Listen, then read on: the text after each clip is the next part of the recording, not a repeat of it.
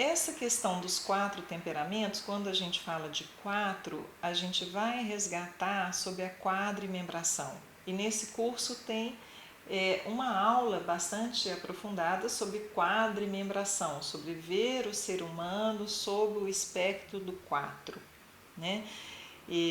Então, alguns conhecimentos a gente vai relacionar com os conteúdos dessa aula de quadrimembração, né? O tema dos temperamentos ele é instigante porque ele vai falar de uma natureza do ser humano, de algo que é uma forma de ser, que é um jeito de ser, é um tempero. O temperamento de uma pessoa é aquilo que é o colorido dela, né? Às vezes é uma cor que está puxando mais para um azul, às vezes é uma cor, um jeito de ser que é mais vivo, mais vivaz, mais alegre, puxa mais para um laranja, para um amarelo, com um brilho, né? Às vezes são pessoas que são intensas, que são muito marcantes, como um tempero que tira todos os outros temperos. Então, falar de temperamento é falar de um jeito poético, um jeito romântico. E nós podemos começar então dessa ciência das cores do Goethe. Entre os seus estudos de física e de ótica, o Goethe estudou a natureza das cores e ele propôs um círculo das cores. E ele tinha um jeito bonito de falar das cores, que era através de pensar duas polaridades novamente, que é a escuridão e a luz. Então, como se tudo no universo tivesse que ser compreendido a partir de uma dualidade de treva e luz. E o Goethe falava que as cores são o que surge nesse duelo entre trevas e luz. Então, todo esse espectro de 7 cores estariam com algumas cores mais relacionadas à polaridade escuridão, algumas cores mais luminosas, mais claras, relacionadas à polaridade da luz. E o Rudolf Steiner, quando ele estuda o Goethe e ele vai, então, produzir o seu conhecimento sobre o ser humano, ele resgata essa analogia que o Goethe fez de algo que vem e se manifesta, que são as cores, né? Dizendo que nós, seres humanos, a nossa essência é também formada através de duas correntes que se unem, né? Uma corrente que vem do mundo espiritual, de uma essência invisível, digamos assim, com uma corrente, uma manifestação física, corpórea, palpável desse mundo da natureza, desse mundo material.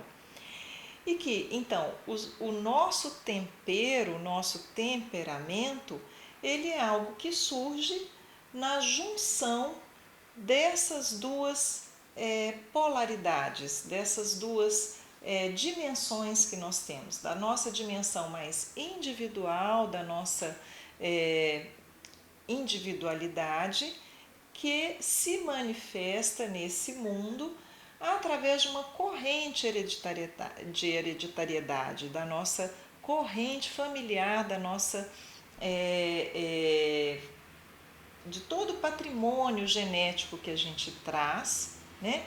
Então a gente vai ter, às vezes, identificar em nós algo que é um jeito de corporal, uma característica física que é presente da nossa avó, de uma tia, da mãe, ou exatamente de um tio, do pai. Por outro lado, também cada um de nós se percebe como uma individualidade, como único, né? E é muito comum na família a gente falar, nossa, cada um aqui em casa é de um jeito, cada um tem a sua forma de ser, de se posicionar, de compreender o mundo, gosta disso, gosta daquilo, e é um indivíduo, né? Então, essa individualidade, essa essência mais profunda do ser humano, o Rudolf Steiner fala que é o próprio indivíduo, é ele mesmo e que vem de uma corrente própria, pessoal, né? E que nessa relação entre a individualidade e as características familiares herdadas é que vai surgir o temperamento. E de fato a gente vai ver que a gente às vezes tem grupos de pessoas que são mais ou famílias que são mais fortes, intensos, brigões, né? Outras famílias que são mais alegres, bonachonas, que gostam mais de curtir a vida, de fazer coisas mais alegres, né? Outras pessoas que são mais, ou famílias ou grupos que são mais dedicados a estudo, atividades de concentração, gostam de ficar mais sozinhos, mais isolados, né? E tem ainda aquelas pessoas que elas não têm uma característica muito definida e que a gente identifica um pouco de cada coisa. Então, essa relação entre a minha individualidade e as características do meu grupo familiar é que vão gerar em mim uma maneira de me manifestar, de ter o meu tempero. Então é algo como que eu construo esse temperamento, a minha individualidade, constrói esse temperamento a partir desses elementos que ela tem disponível ali na matriz genética que vai dar a base para a formação corporal. Então é algo entre o corpo e a alma mesmo, né? Então é um elemento muito sutil da manifestação de cada um de nós. E nessa mesma família podem existir pessoas com diferentes temperos. Por quê? Porque a partir dos 4 elementos, cada individualidade monta ou constrói, né, essa sua relação com os 4 elementos que estão na matriz corporal, né, na matriz hereditária. Então, nessa relação com os elementos, né, para ficar mais fácil da gente compreender, eu vou fazer de uma maneira bem caricatural os 4 temperamentos predominantes, né? Então, a gente tem 4 elementos, 4 temperamentos. Então, em relação ao elemento terra, a gente vai encontrar o temperamento melancólico. Esse conceito do temperamento, ele vem lá dos gregos, dos humores. Ele já estava presente na fala de Hipócrates e antes dele de Aristóteles, né? E era a forma como se percebia as pessoas. Então, nesse humor melancólico ligado à terra, a gente vai ter dentro desses 2 parâmetros de energia, né, vamos dizer, perseverança, energia, vontade que a gente põe nas coisas, a gente vai ter muita vontade, muita energia, muita densidade, muita profundidade, muita interiorização. E em relação à excitabilidade, a gente vai encontrar uma baixa excitabilidade. Então, tende a ficar mais dentro de si mesmo, né? Então, nós vamos encontrar as pessoas mais tristonhas, que sentem mais tudo que acontece com elas, que ficam rememorando, relembrando demais do passado. As experiências são difíceis de ser superadas, então a gente poderia dizer assim, lembrando um verso de um poeta mineiro: no caminho tinha uma pedra. E o melancólico para ali no caminho porque tem uma pedra, e aquela pedra não sai do caminho do melancólico, né? Então isso de um jeito mais caricatural, né? Então, fazendo a caricatura agora do oposto do melancólico, a gente vai falar do colérico. E o colérico, então, é esse humor ou esse temperamento que tem uma relação com o elemento fogo. Então, o fogo queima, o fogo aquece, o fogo é calor, que é conforto também, né? Mas se for excessivo, ele pode ferir, né? Então, o colérico ele vai lidar muitas vezes com a tendência à exaltação. Então, ele tem bastante energia, bastante perseverança nas coisas, ele vai muito fundo também, mas ele vai fundo para fora. E ele vai na bastante ênfase nas coisas que ele faz, e as coisas são muito importantes. Ele costuma passar por cima das pessoas, tratorar, porque ele é muito, às vezes, autoritário. Então, ele põe energia, excitabilidade, com muita vontade, muita energia, e ele é muito excitável. Então, essa é a caricatura do colérico, né? É aquele que se destempera nas reações dele, porque ele tem muito calor, muito fogo, né? Vamos falar então um pouquinho agora das outras duas polaridades que a gente tem. Então, o fleumático, em que a gente relaciona esse temperamento com a água, né? Então, a água tem essa característica de maleabilidade, e o temperamento fleumático também são pessoas mais maleáveis, mais dóceis, né? Em que a fleuma predomina, né? São pessoas assim educadas, que falam devagar, né? Que também têm a capacidade de guardar as coisas dentro delas, que ficam mais reservadas, né? Mas são acolhedoras, como a água acolhe, né? Então, o temperamento fleumático é aquele bonachão, né? Então, a gente pode caracterizar ou fazer uma caricatura, né? Como um bonachão sorridente que está sempre cumprimentando todo mundo, os interesses dos outros são sempre mais importantes que o dele. Ele vai para o outro, ele busca atender, acolher, e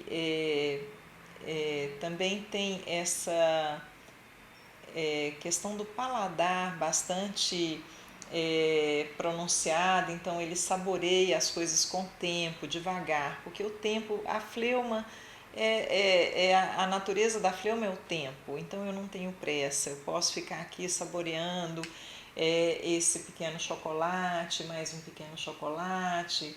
Então algumas vezes a gente vai encontrar alguns gordinhos que são fleumáticos, porque eles ficam ali saboreando, e cada nuance é importante para um fleumático, né? Então é nos detalhes, são pessoas que cada pequena coisa tem que estar no seu lugar, né? Por uma apreciação estética também, né? Então, os fleumáticos, eles não têm uma relação muito boa com o tempo, não. Eles costumam perder a hora, né? Dormir demais, ficar um pouco mais preguiçosinhos, né? Então, o que seria polar a tudo isso, né? Então, na polaridade, a gente vai caracterizar bem o sanguíneo, né? E o sanguíneo, ele é o rapidinho, ele é o que tem relação com o ar. Então, o ar circula, o ar movimenta, o ar ventila, né? Vamos ventilar isso aqui, vamos trocar. Então, aquela questão, ele não sofre muito quando ele acaba um namoro, né? O colérico sofre um pouco ali, mortalmente naquele momento, briga, mas depois perdoa, né? O sanguíneo, ele nem briga, já fica amigo ali, não, e tal, ele não sofre, ele tem essa característica da vivacidade, né? Mas muitas vezes não tem perseverança. Então o sanguíneo, ele às vezes não conclui muita coisa, ele começa ali, ele faz um monte de contato, ele é bastante sociável nessa caricatura que nós estamos fazendo, mas ele não aprofunda. Então, é quem vai estar com uma grande gama de conhecimento sobre muita coisa, mas com pouca profundidade, mas com bastante brilho, com bastante luz, e isso dessa capacidade de circular entre várias coisas, né? Então, a partir desses 4 tipos mais caricaturais que nós fomos construindo, e a gente poderia, num aprofundamento ou em outras leituras, identificar personalidades marcantes na história com cada um desses temperamentos, né? A partir dessa caricatura, nós podemos então começar a fazer exercício de identificação do temperamento das pessoas, do nosso próprio e das pessoas, que nunca vai ser um só, né? Então, isso é o mais importante em relação aos temperamentos, é que cada um de nós, assim como nas cores, a gente vai ter uma tonalidade. E isso é que é importante de termos bastante claro nesse conhecimento, para ele não ficar um conhecimento engessado e um conhecimento preconceituoso, né? Então, a compreensão disso é exatamente na multiplicidade de formas que nós podemos ter de apresentação do temperamento a partir de 4 elementos e uma individualidade, que lida com 4 temperos marcantes e que constrói um tempero único, que é o seu, né?